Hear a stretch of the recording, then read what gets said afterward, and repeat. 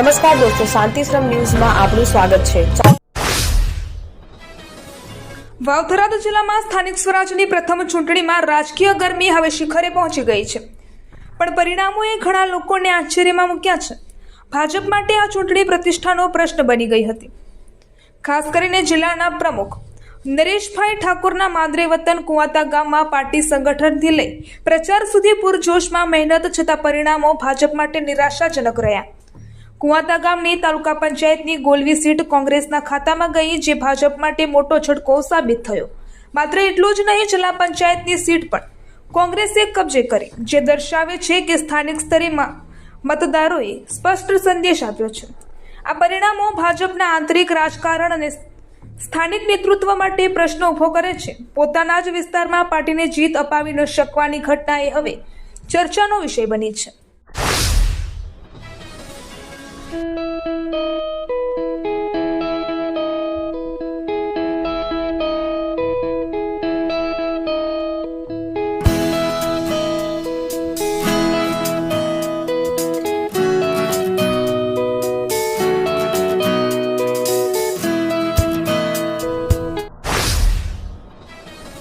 વાવથરા જિલ્લામાં યોજાયેલી સ્થાનિક સ્વરાજની ચૂંટણીમાં દિયોદર તાલુકાના પરિણામોએ રાજકીય સમીકરણોમાં ચકચાર મચાવી છે।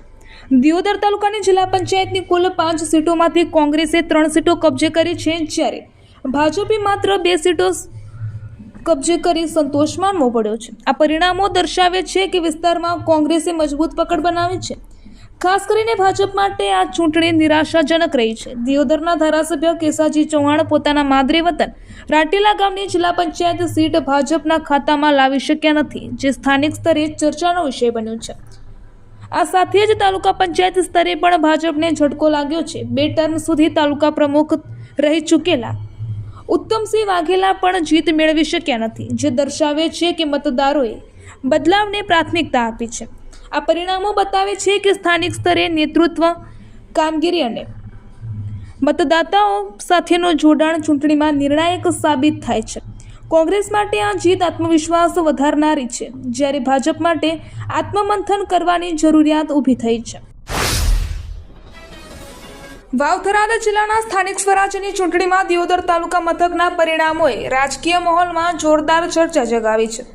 દિયોદર જિલ્લા પંચાયતની મહત્વપૂર્ણ સીટ કોંગ્રેસના ખાતામાં જતા ભાજપને મોટો ઝટકો લાગ્યો છે। ખાસ કરીને દિયોદરના ધારાસભ્ય કેશાજી ચૌહાણ પોતાના વેવાઈને જીતાડવામાં નિષ્ફળ રહ્યા હોવાની વાત હવે રાજકીય વર્તુળમાં ચર્ચાનું કેન્દ્ર બની છે। આ સાથે જ તાલુકાની બીજી એક સીટમાં ભાજપે મોટો માર્જિનથી હારનો સામનો કરવો પડ્યો છે, જેનાથી કાર્યકર્તાઓ અને સમર્થકોમાં નિરાશા ફેલાઈ છે। માત્ર એટલું જ નહીં, જિલ્લા પંચાયતની સીટ પણ ભાજપના ફાળે ન જઈ શકતા સંગઠન પર પ્રશ્નચિહ્ન ઊભા થયા છે। તાલુકા પંચાયત સ્તરે પણ પરિસ્થિતિ ભાજપ માટે અનુકૂળ રહી નથી। સુરત શહેરના અમરોલી વિસ્તારમાં આલુપુરી લેવા ગયેલી એક 11 વર્ષની નિર્દોષ બાળકીને એકલતાનો લાભ ઉઠાવી દાદાની ઉંમરના 56 વર્ષીય આધેડ દુકાનદારે બાળકીના વાળ સરખા કરવાના બહાને શારીરિક અડપલા કરી પોતાની વિકૃત માનસિકતા છતી કરી હતી।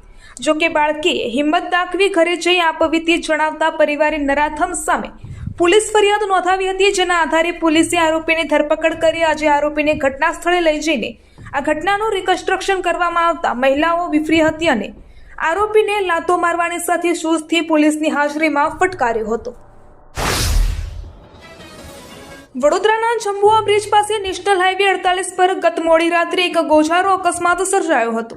સુરતથી ભાવનગર દર્શન કરવા જઈ રહેલા 5 મિત્રોની કાર સામેથી આવતા આઈસર ટ્રક સાથે ધડાકાભેર અથડાતા 3 આશાસ્પદ યુવકોના ઘટના સ્થળે જ કમકમાટી ભર્યા મોત નીપજ્યા છે, જ્યારે 2 મિત્રો ગંભીર રીતે ઇજાગ્રસ્ત થયા છે।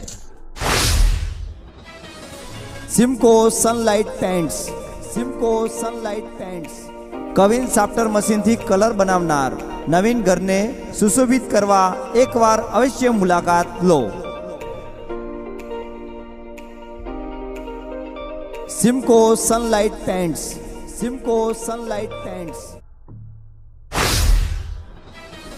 માં અંબાના ધામ અંબાજીમાં ભાજપનો ગઢ ધારાશાહી 40 વર્ષ પછી તાલુકા પંચાયતની 1, 2 અને 3ની સીટો ઉપર કોંગ્રેસનો વિજય। વારાણસી અયોધ્યાના વિકાસના સ્થાનિકોની નારાજગી હતી. એવી જ રીતે અંબાજી કોરિડોરમાં વિકાસમાં જેમને ઘર ગુમાવ્યા છે અને જેમના ઘર જવાના છે એમનો રોષ મતદારોમાં જોવા મળ્યો. એ પરિણામો દેખાઈ આવે છે. અંબાજી મંદિરના વહીવટકર્તાઓ માલિક થઈ બેઠા છે. એમનું અંબાજીની જનતા યાત્રાળુઓ પ્રત્યે તોછડું વર્તન પણ પરિણામ માટે જવાબદાર હોય તેવું મનાઈ રહ્યું છે.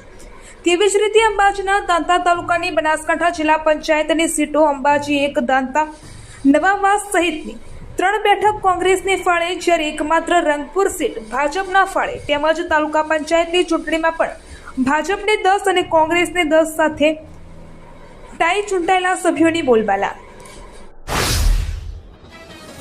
પાટણ જિલ્લાના રણોજ પોલીસ સ્ટેશનની હદમાં આવતા સરવા ગામ નજીક આર્મીમાં ફરજ બજાવતા એક જવાન પર 3 શખ્સોએ લોખંડની પાઇપો વડે હુમલો કરી ગંભીર ઇજાઓ પહોંચાડી છે. દારૂ લાવી આપવાની ના પાડતા ઉશ્કેરાયેલા શખ્સોએ જવાનને જાનથી મારી નાખવાની ધમકી પણ આપી હતી. આ મામલે રણોજ પોલીસ મથકે ગુનો નોંધી વધુ તપાસ હાથ ધરવામાં આવી રહી છે.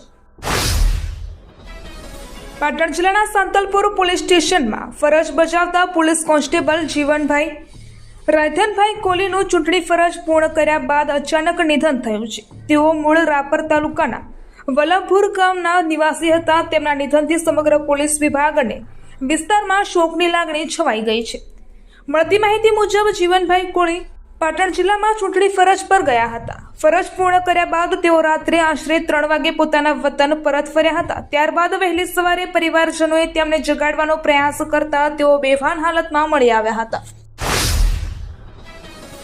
પાલનપુર નગરપાલિકા વિસ્તારમાં ધારાસભ્ય અનિકેતભાઈ ઠાકર જે વોર્ડમાં રહે છે એ વોર્ડ નંબર 10માં ભાજપને 2 બેઠકો બિનહરીફ મળી હતી.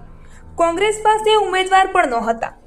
માત્ર 2 બેઠકોની ચૂંટણી હતી. ભાજપના ગઢ ગણાતા આ વોર્ડમાં ચૂંટણીમાં ભાજપનો એકેય ઉમેદવાર ન જીત્યો. આ વોર્ડમાંથી કોંગ્રેસ પહેલીવાર જીત અને 1 બેઠક અપક્ષને મળી.